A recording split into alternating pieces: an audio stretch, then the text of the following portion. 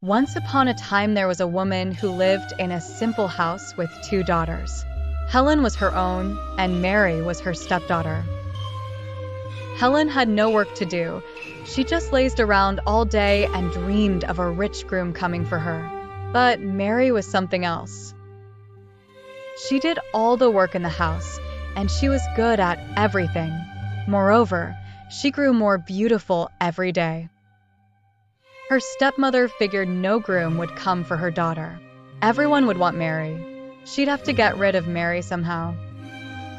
One day in the middle of winter, Helen got into her head that she wanted a bouquet of violets. She would put it behind her belt so she could smell it whenever she wanted.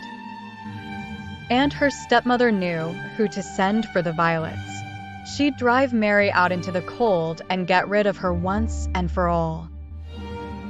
So she told Mary to do it. Bring Helen a bunch of violets, or I'll throw you out of the house. Mary tried to stand up for herself, but where could I find violets now? If Helen can hold out, I will pick her a beautiful bunch of violets in the spring. Bachxie Laco Noc. Mary and the 12 months Mary and the 12 months. You dare talk back to me? The girl wants violets now. In the spring, every girl can wear them. Don't come home without violets, I tell you, raged the stepmother. And so the poor Mary went out to fulfill her half-sister's impossible wish. She wandered in the snow for hours and saw no sight of Violet until she reached a meadow where a great fire was burning. Around it were 12 stones set in a circle, and on each stone sat a tall man. The 12 men were the 12 months. They took turns according to the month. Mary was chilled with cold, so she plucked up her courage and asked the months if she could sit with them for a while and warm herself by the fire. Sure you can warm up, little girl. And what brings you so far away from all human dwellings in this cold?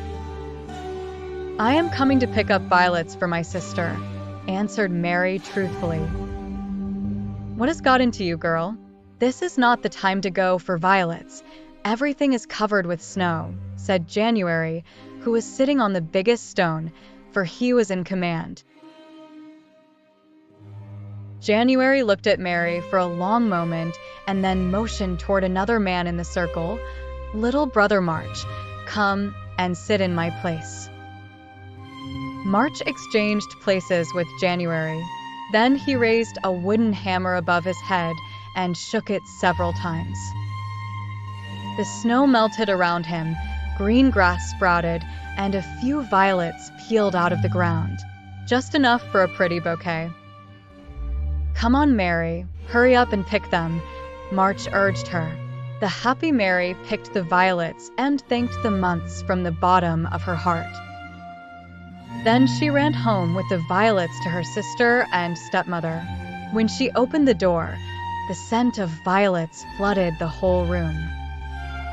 But Helen and her stepmother were not as happy as Mary expected. They started to ask her where she had gotten the violets. Up there on the hill. There are lots of them growing there, said Mary. Helen and her stepmother gave Mary a hostile look, but said nothing more. The next day Helen got a craving for strawberries, and her stepmother knew right away who she would send for them. Mary's effort to explain that it made no sense to want strawberries in January was in vain. Under threats, she had to set out again into the cold and blizzard. The strawberries, of course, were nowhere to be found. The only option was to try again to ask the months for help. When she got there, half frozen, she said hello, bowed respectfully, and recounted what had brought her there. Dear months, please help me. My little sister got a craving for strawberries, and I can't find them anywhere. Well, that's no surprise, with snow and frost everywhere, said January. Then he challenged one of his brothers. Brother June, come and sit in my place. June moved to the largest stone, twirled his wooden hammer above his head, and suddenly tiny green strawberry bushes grew from the ground. Within moments, they were covered with red strawberries, just to take a bite. June urged Mary to quickly pick them up and run home. Mary did so and thanked the marigolds very much. When she returned to the cottage with the strawberries, she received no thanks. But Helen did enjoy the strawberries. But it was as if nothing could satisfy her appetites. The next day, she lamented her overwhelming craving for apples. She urged Mary out the door, telling her not to come back without apples, or bad fortune would come her way. Poor freezing Mary went straight to the meadow with tears in her eyes, where she found the 12 months. When she arrived at the bonfire in the meadow, she did not have to explain anything. "So, what does your sister ask for this time?" January asked directly.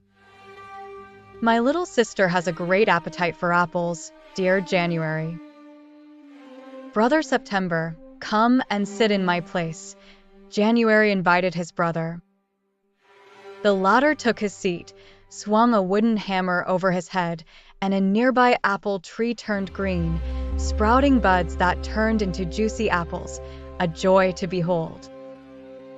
"Come and shake some off quickly, little girl," he urged Mary. Mary shook the tree until a few apples fell. "Pick them up quickly and go home, little girl," urged September. Marushka picked what fell, thanked the marigolds for once, and ran to take the apples to Helen before they froze. Helen enjoyed them very much, but it was not enough for her. "Why are there so few? You ate the rest of them anyway, you useless little layabout," she thundered at the poor Mary. "No, sister, I didn't even take a bite. I brought you all the apples I shook off the tree." "And where is the tree?" "Up there high on the hill." "There was a tree full of apples," said Mary. When Mary heard that there were still plenty of apples, she took her warm coat and apple sack and hurried up the hill. When she reached the hill, she saw the fire and went straight to the fireplace without asking or saying hello. "Hey, you oldsters, have you seen a tree full of apples?" This grossly offended the mighty months. Mary waited impatiently at home for several days. She was worried about them. When the blizzard and snow finally stopped, she went to the months to see if they knew anything about her sister and stepmother. January reassured her, "Don't worry about them anymore, little girl. They've met the fate they deserved. You have a good heart and you've suffered enough with them. Go home. Happiness will not pass you by." Mary returned, even though she felt sorry for her half-sister and mother. Hate and revenge never had a place in her heart. But after a while her sadness passed. She managed her own farm and did well. Her beauty and kindness did not escape the eye of the handsome son of the local landlord. Mary also found a liking for him, and soon they were farming together and doing very well.